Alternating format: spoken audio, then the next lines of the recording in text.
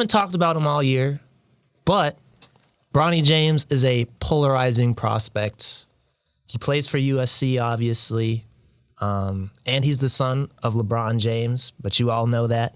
But this is his first year of potential draft eligibility, and coming into this year, he was one of the top prospects, and since he's been at USC, he has been doing okay, but there's a lot of question about whether or not he should go into the draft this year or whether or not he should wait a few more years. There was actually a clip they interviewed LeBron about if they were really putting pressure on Bronny to try and go this year into the draft, and he says, it's up to him. It's up to the kid. Obviously, we're going to go through the whole process. He's still in season now, has a Pac-12 tournament coming up. And then we're heartbreaker last night. Yeah, heartbreaker last night in overtime. Heartbreaker last night in overtime. We're going to weigh all options, and we're going to let the kid make the decision if he wants to. I know it's not financial, so let's. It's definitely not financial. Let's go ahead. And when I saw the clip, it seemed like it was pretty authentic and like they weren't going to put a whole lot of pressure on him. And knowing LeBron, I do think he has the longevity that even if he doesn't go this year, he could still play at a high level for the next 2 or 3, maybe even more years. So I just wanted to get your guys' perspective on Bronny and his draft standing at the moment. Well, just looking at his recent game logs, he hasn't been in double figures since January 17th. That's over a month from now. And looking at those numbers and just the games overall for USC, it's been a lot of losing as of late. So unfortunately for Bronny, it has not been the freshman season that really anybody anticipated just maybe 5 or 6 months ago. And I feel like at this point, it would probably be a mistake for him to take that next step at this current point. Maybe USC makes a little bit of a late run and he starts playing a little bit better. But, I mean, he's averaging 5.7 points on 36% from the field. If he wasn't Bronny James and his name was something else, I don't think anyone would be talking about him making the leap to the league. Yeah, I think he's had a tough year, especially starting from his heart condition that happened in the summer, which hurts. It kind of puts you behind the eight ball. Your teammates are getting practice, getting used to each other, and you start a little behind. So I feel it's just hard to evaluate him at the moment, especially because Isaiah Collier went down right when he kind of came back, and that was a role change. And for somebody who already didn't have a lot of time to get ready for the season, changing the role that fast, like it's hard to adjust to. So I give him a little grace in that area. Do I think he could play in the NBA today? I think he has all the skills to. I think personally, he needs to be a little more aggressive. Mm-hmm. And I think part of that will come if they moved him off the ball more. I feel having him, he's not an on-ball guard at this moment in his career. I think a lot of his better plays come off of catch and shoot, off of running in transition, getting a pass like the lob you caught the other night. I think that's more of his game. And I don't think that's necessarily like level specific. I think he could do that at any level just because of the level of athlete and how good he is as a shooter, which we saw him do in the McDonald's game against the best kids in the country. So if anything, that'll probably benefit him because the NBA is faster too. But I do agree with what you said that he's kind of more of an off-ball guy right now. He's a great shooter. Now, the numbers won't go to show it, but I think that he's a better shooter than what the percentage is. The form is there. Yeah. But one thing, obviously he's not 6'8", but he does have his dad's athleticism. And so one thing, too, I would kind of like to see from him a little bit more is like I feel like for a player with because he's built like a tank. Like he's 6'4", 6'3", whatever. But he's still got that burst and that athleticism to just go right at people. So, and I even noticed that during the Hoop Summit in the McDonald's last year. I feel like he just kind of relies on that jumper, which is good. But I feel like he also, if he could get to that paint, that would open up so much more for him. Yeah, I feel like getting to the paint and just being more aggressive in general. Like Gilbert Arenas tells a story about how he was training him and Sky Clark, and Sky Clark was just killing him until Gilbert said something, and then he just seen a whole different side of Bronny. I think if he can try to tap into that side as much as possible, which I think is hard because his entire career he's played as a role player, like at Sierra Canyon. Even his senior year when he was probably one of the better players on the team, he still was kind of deferring a lot. And I get it, like it'll make him a useful piece, I think, when he eventually does get to the NBA, because realistically at his size, he's not likely to be the star of the team. Like most players at his size aren't. So I feel like it set him up for success in the long term, but I think it's also kind of causing his struggles at this current moment. I feel like in his NBA projection, I think he can be a Derek White one day. I feel like he can have that same type of impact on the team, be someone who really locks in on defense, provides floor spacing, and can run the pick and roll when necessary, and handle the ball. Eventually, he'll be able to handle the ball for at least short stretches in the game. I almost sometimes, like, to me, obviously we don't know him, but Bronny seems like a very humble person, especially with how famous his dad is and how good he is.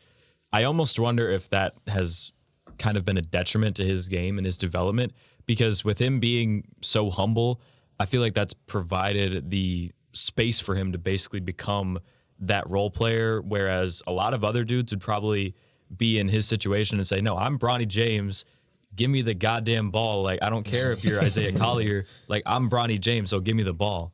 I wonder if maybe that mindset of his has led to this type of season so far.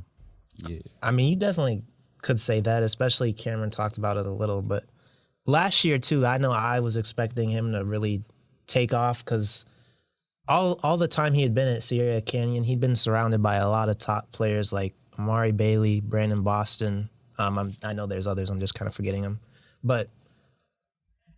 And then last year, he was pretty much the best player on that team, and he was still a pretty passive guy. So I definitely think that in a lot of ways it does kind of play into how he is. But I also think, I just think about LeBron, and I'm not trying to make hypotheticals, but I feel like if he were 6'2" or 6'3", you know, you wonder if, would he really have that same dominance if he weren't, you know, the size that he is, where he's able to just fully, you know, take over games easily.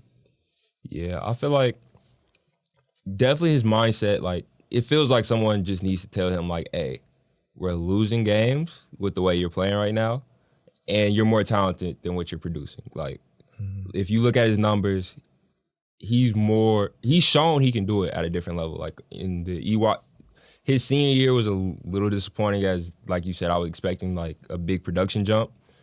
And he made a jump, but it just wasn't very sizable. But the EYBL year before that, like before going into the senior season, he showed that, like, he could lead a team. They didn't win many games, but he showed that he could be, like, a number one option on a real team in, like, a real league. So I feel that at some point, like, I'm personally going forward into March, I'm looking for the switch to flip. Like, when is he going to get tired of losing, deferring to these guys who he's more naturally gifted than?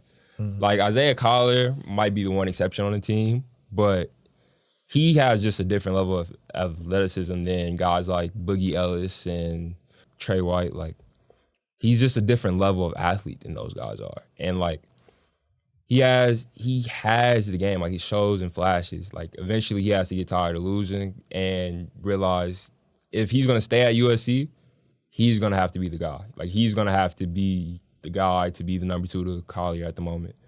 And I think that brings up kind of an interesting point going into next year. If he does decide to return, do you guys think he'll stay at USC? I personally think it would probably be best for him to transfer.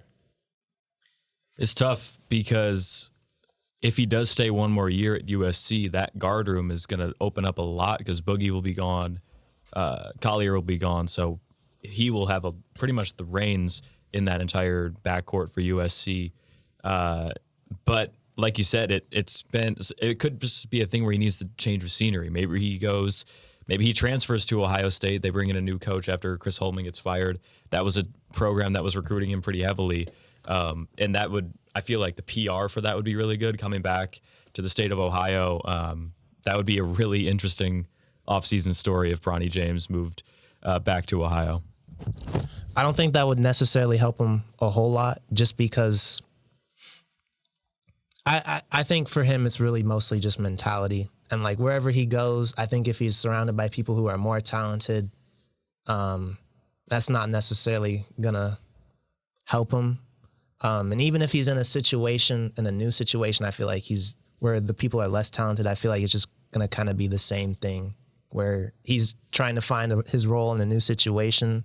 So I'd kind of like to see him just be in an already established situation where he knows his role, knows what's expected, and can kind of take it to another level. Yeah, I guess my reason for wanting him to transfer is because I feel like we've seen him as the number one guy at this point in his career. Like, not to say this can't change later, but at this point in his career, even when he's the best player on the team, sometimes he can be still a little passive.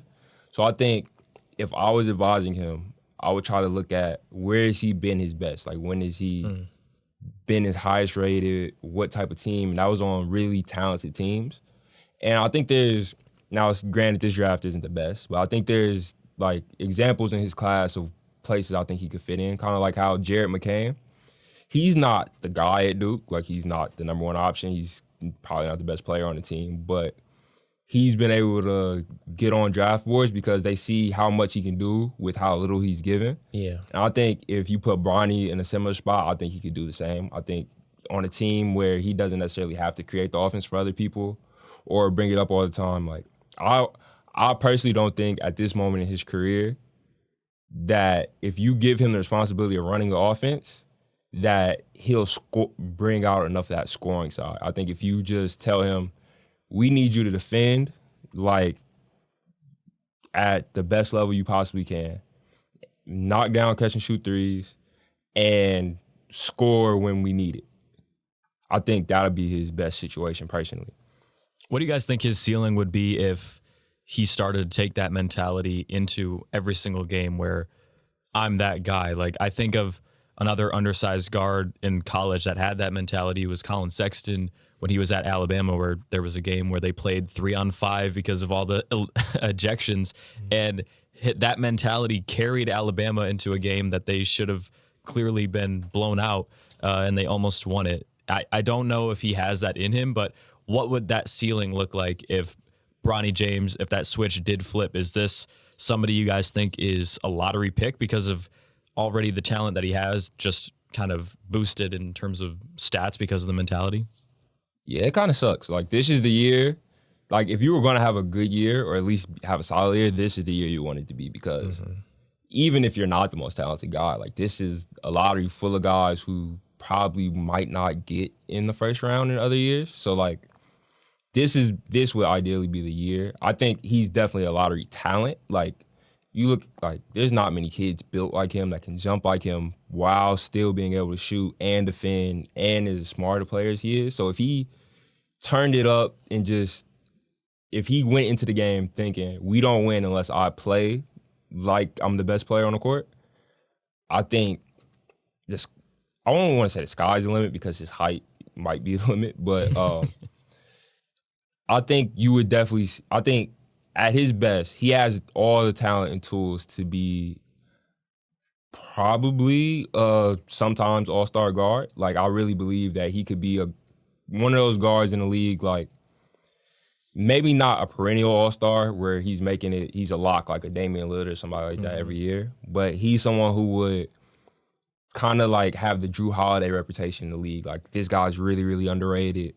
He's one of the guys you don't want guarding me. And eventually that'll lead to him making a few All-Star games. And I think, I just really wish he would just play like that more. Like, like if he just turned it up, like, he has all the tools necessary. No, I definitely agree with you.